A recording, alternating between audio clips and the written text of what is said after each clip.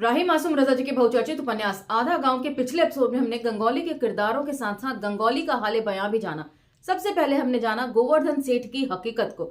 उसके बाद फुन्नन मियां और दरोगा जी के बीच हुई तनातनी और एक दूसरे को बातों ही बातों में दी जाने वाली धमकियों को हमने जाना।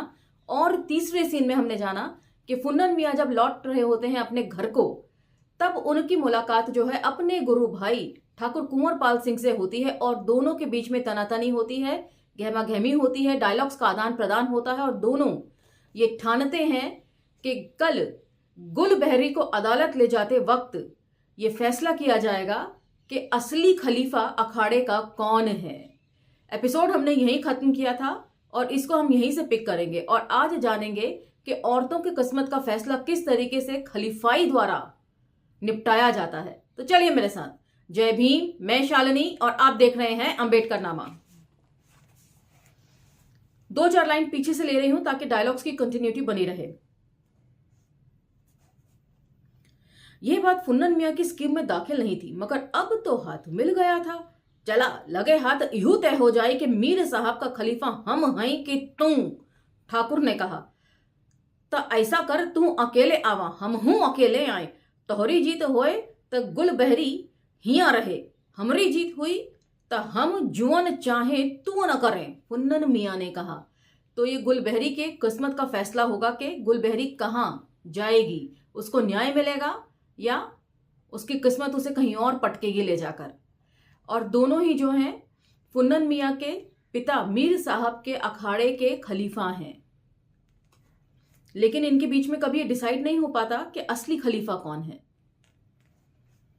इहू ठीक बाय, हम अकेले लेके रात के चले के सोचत बाणे। बात खत्म हो गई। दोनों फसलों और महंगाई और सरकार की ज्यादतियों की बातें करने लगे। फुन्नन मियां थोड़ी देर के बाद बारिकपुर में रुके भी। ठाकुर साहब के लड़कों और पोतों ने उन्हें घेर लिया। अंदर से घर का गुड़ आया जिससे इलायची की तेज खुशबू आ रही थी और जो घर में घी तैयार किया गया था।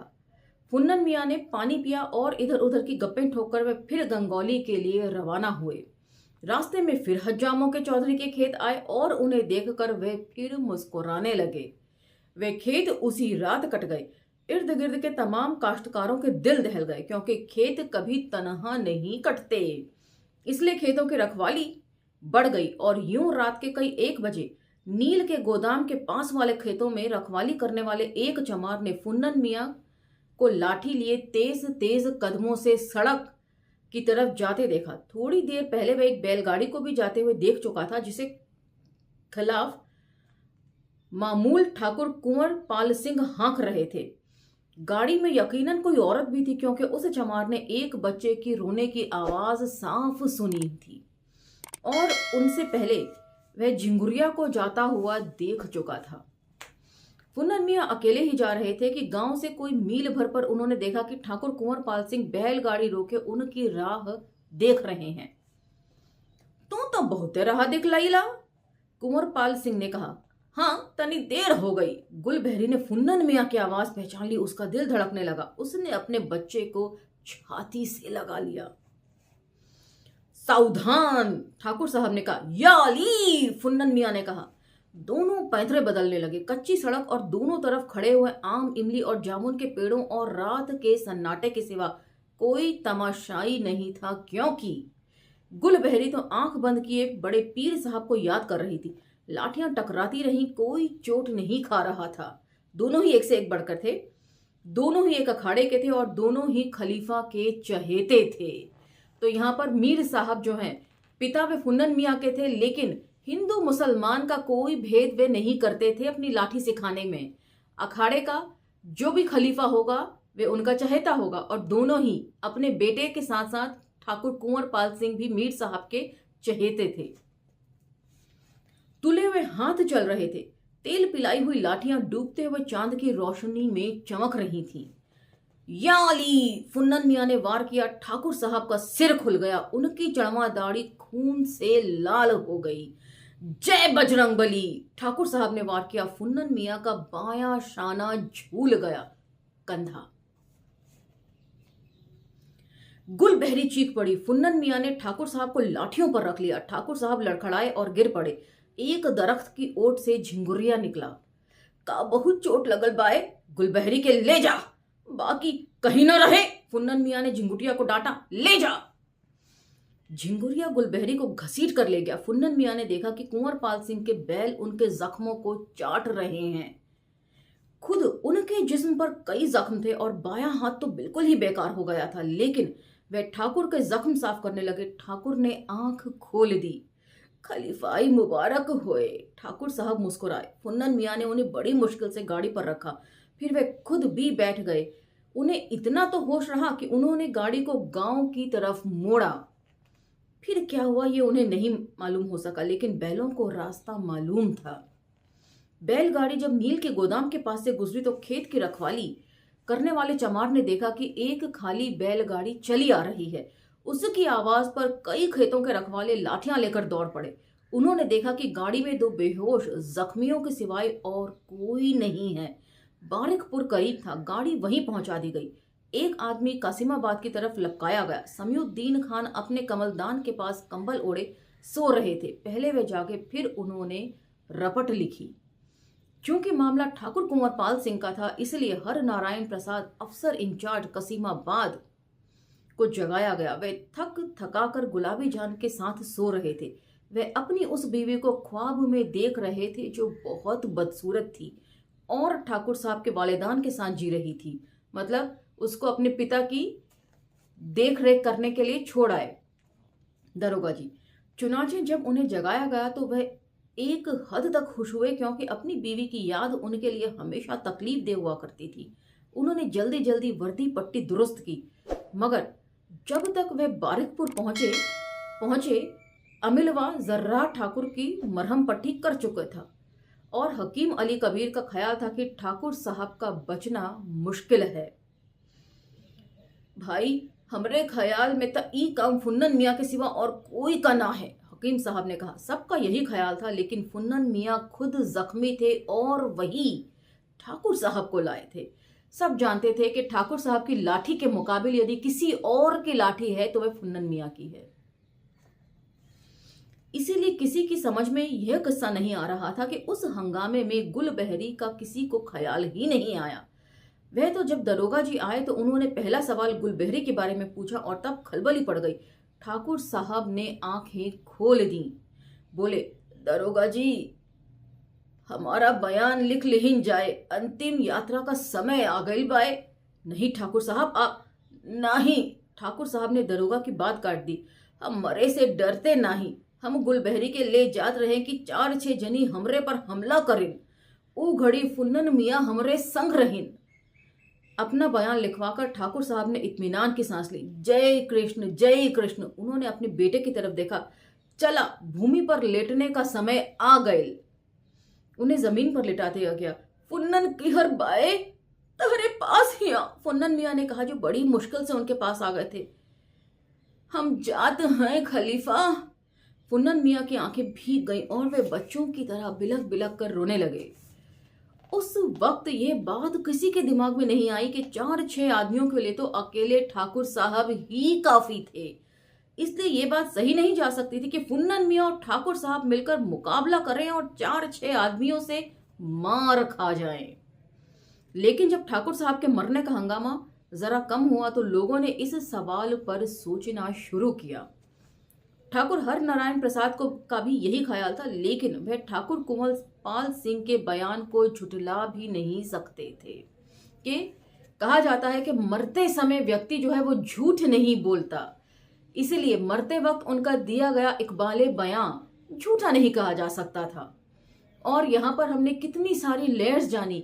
एक दूसरे के प्रति खुंदक, खलीफा होने की जो होड़ है, उसके बावजूद भी एक दूसरे के प्रति गुरु भाई होने का प्यार भी झलक रहा है। एक दूसरे को मार भी रहे हैं और एक दूसरे को बचाने की जद्दोजहद भी कर रहे हैं।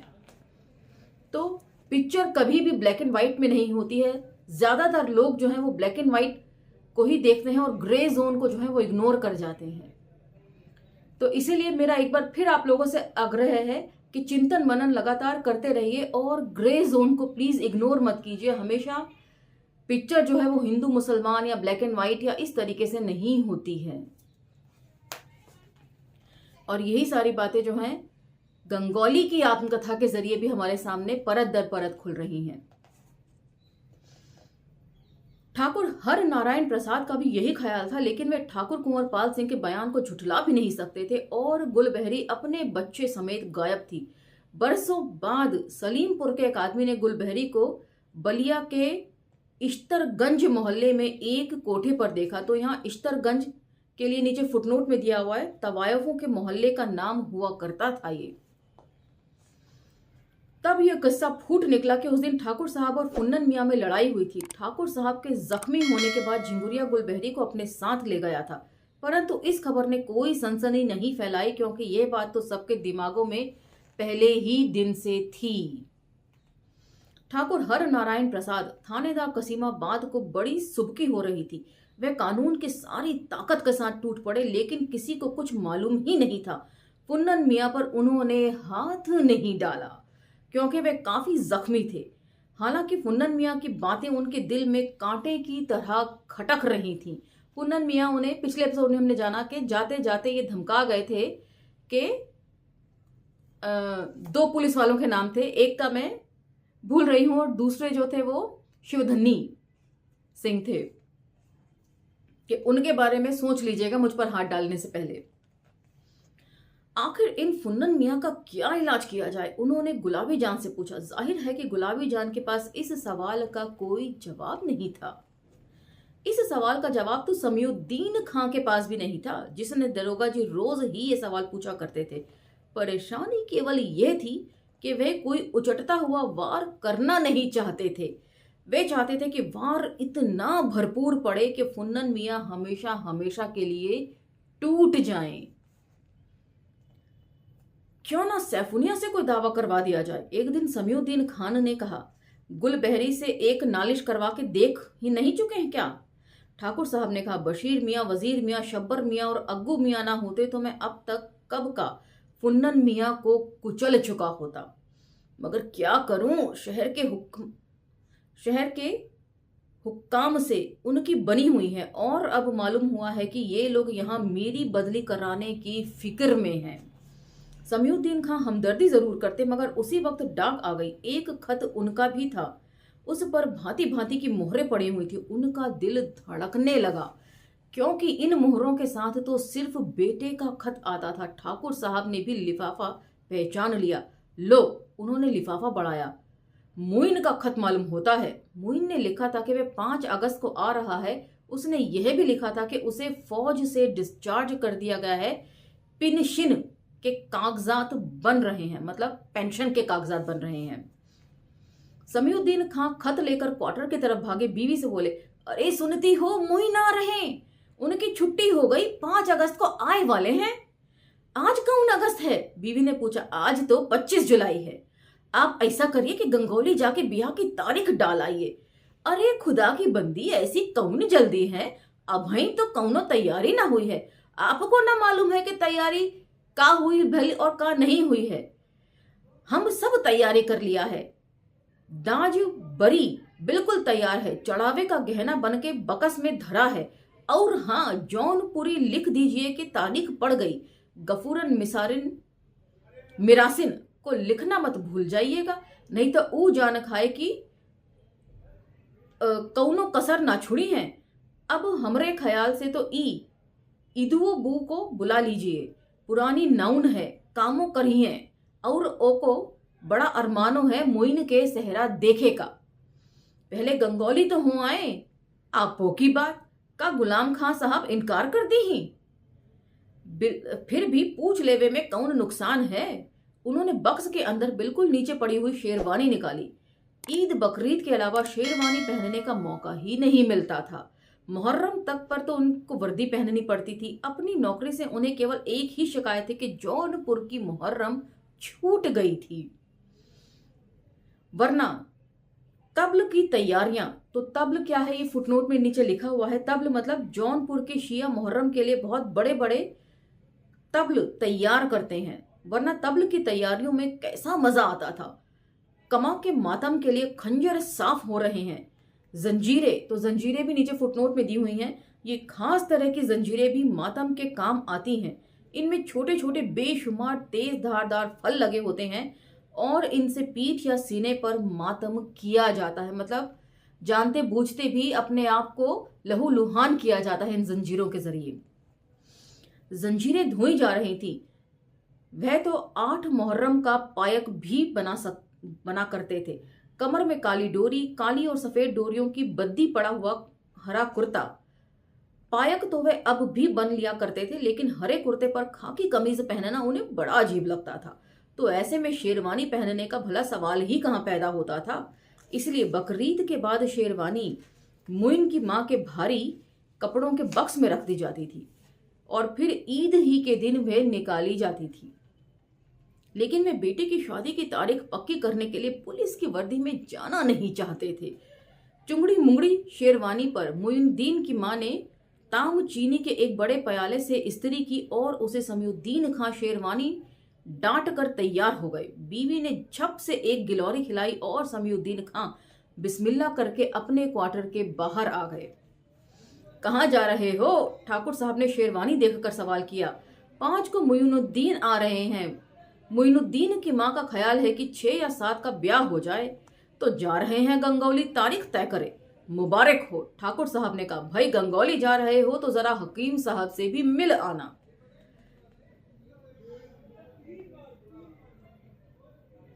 और कहना कि गल्ले की वसूली में उन्होंने जो मदद की है उसकी मुनरो साहब ने तारीफ की है।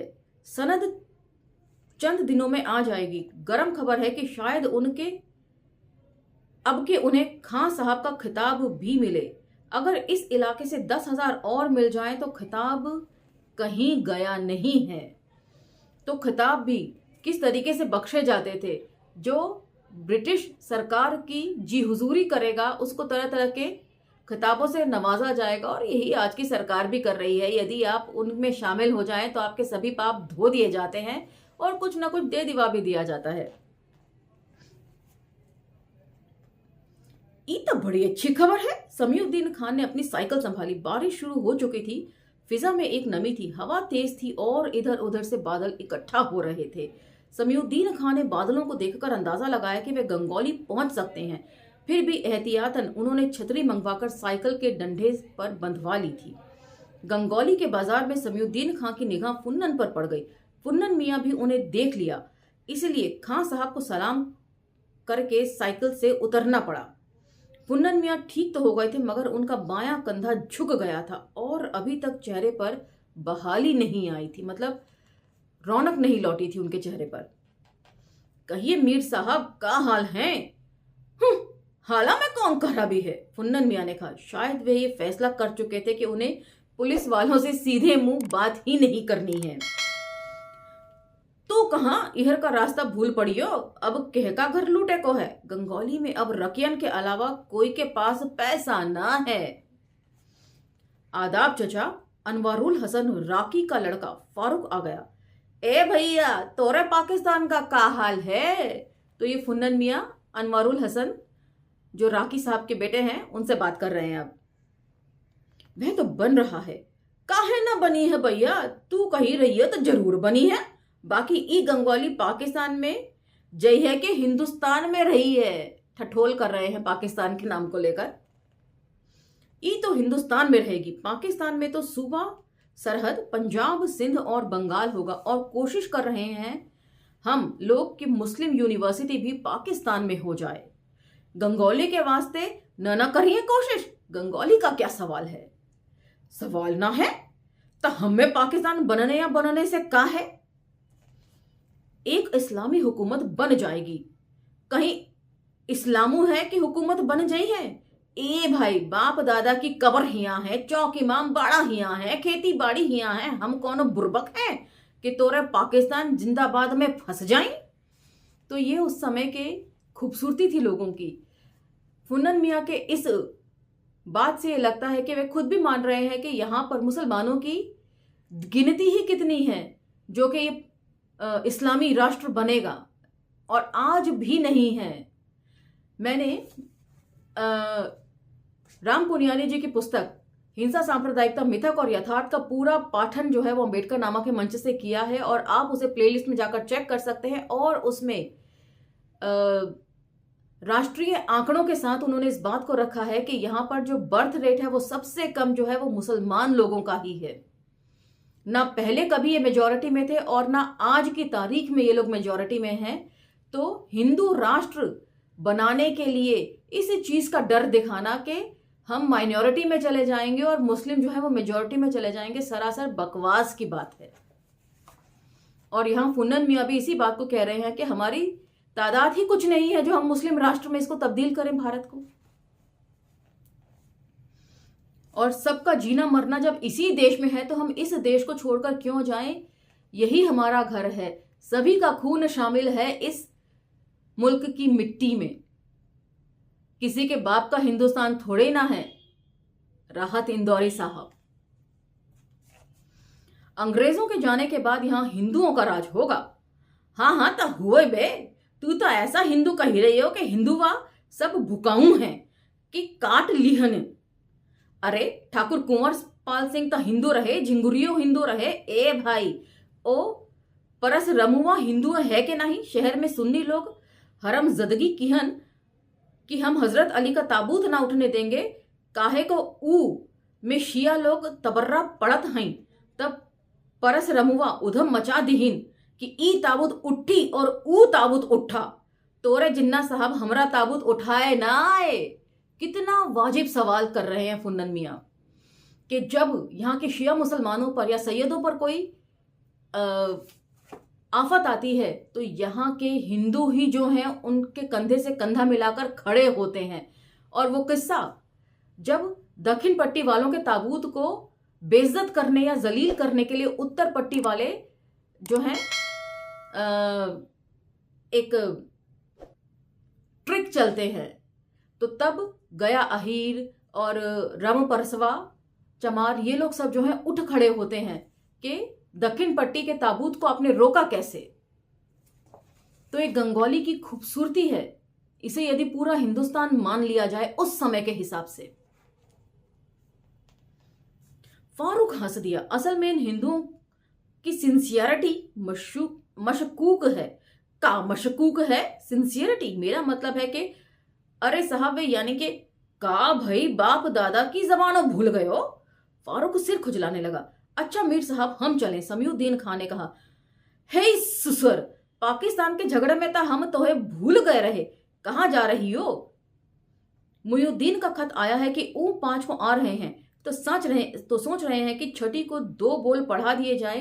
यही मारे गुलाम हुसैन खां के यहाँ जा रहे हैं।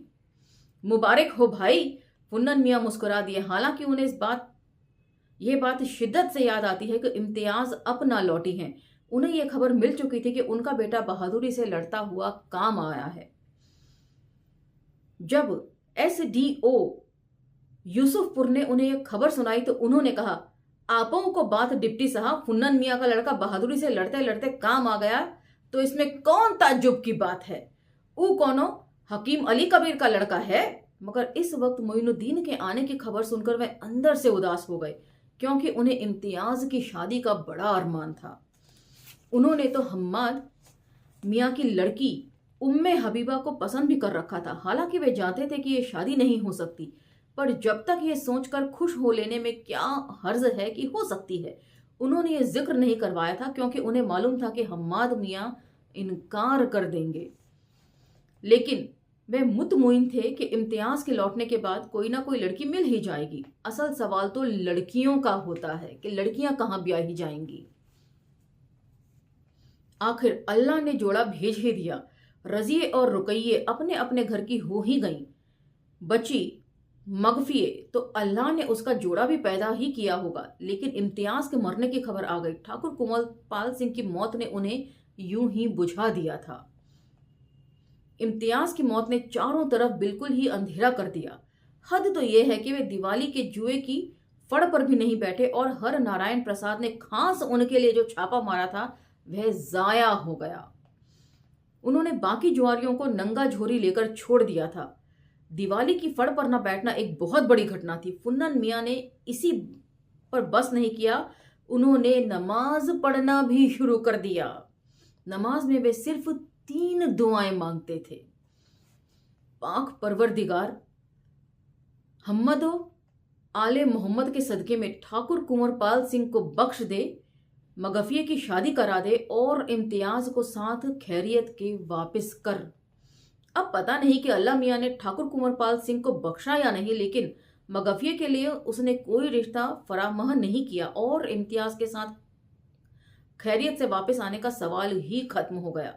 ले देकर एक मुमताज था, वह अभी छोटा था। फुन्नन मियाँ को खतरा था कि अगर खुदा न खास्ता जंग खिंच गई और मुमताज जवान हो गया तो क्या होगा। इसलिए उन्होंने गाजीपुर के मुसलमानों और गंगौली के राखियों और जुलाहों की आरजुओं के खिलाफ एक और दुआ मांगनी शुरू की थी। पाक परवरदिगार मोहम्मद आले मोहम्मद के सदके में ठाकुर कुंवरपाल सिंह को बख्श दे, मगफिये की शादी करवा दे और जर्मन को हराकर इस लड़ाई को खत्म करवा दे, आमीन। गांव में किसी को इन दुआओं की खबर नहीं थी। बस ये बात फुन्नन मियाँ को मालूम थी, और अगर कोई खुदा है तो उसे खबर थी, यानी अगर फरिश्ते बीच में ही गोलमोल न कर दें तो तब। लेकिन हर दुआ के बाद वे सोचने लगते कि ठाकुर को किसने मारा, उस फुन्नन ने जो अशरफुल्ला खां का दोस्त था या उस फुन्नन ने जो अखाड़े का खलीफा था। वे कोई फलसफी तो थे नहीं कि जिंदगी और मौत की गुत्थियों पर गौर करते। वे कोई मौलवी भी नहीं थे और कोई शेख सादी भी नहीं थे कि उस वाक्य से कोई इखलाकी हिकायत गढ़ लेते। वह तो सिर्फ फुन्नन मियाँ थे, गंगौली के एक जमींदार, और उनके पास एक मुहर्रम के सिवाय इखलाकों, फलसफों, तारीखों का कोई जखीरा नहीं था। सोचते सोचते उन्हें मोहम्मद इब्ने अबू बकर याद आए, जो सियासी तौर पर उनके बाप के खिलाफ थे, और उन्हें तकसीन हो गई कि अगर ठाकुर उन फुन्नन मियाँ के हाथों ना मारा गया जो अशरफुल्ला खां के दोस्त हैं तो पशेमा होने की कोई वजह नहीं। फिर भी उनके जहन में ठाकुर साहब के आखिरी जुमला निकलता नहीं था, हम जात हैं खलीफा। ये जुमला फुन्नन मियाँ से बार बार ये कहता कि शायद ठाकुर के कत्ल में खलीफा फुन्नन मियाँ का भी हाथ है। और इसलिए जब एक खेत के मामले में हम्माद और ठाकुर साहब के बड़े बेटे पृथ्वीपाल सिंह का इख्तिलाफ हुआ और फौजदारी की नौबत आई तो फुन्नन मियाँ ने अपने आदमियों से कहा कि वे ठाकुर का साथ दें। इस बात पर पट्टी में उनकी बहुत लेदे भी हुई, लेकिन एक बार सुनते सुनते वे झल्ला गए और बोले, पट्टीदारी का मतलब यह है कि हम्माद जुआन आफत चाहे जोत लें और सब उन्हीं का साथ दें, ई हमसे ना होई। और आज का ये एपिसोड हम यहीं विराम देते हैं।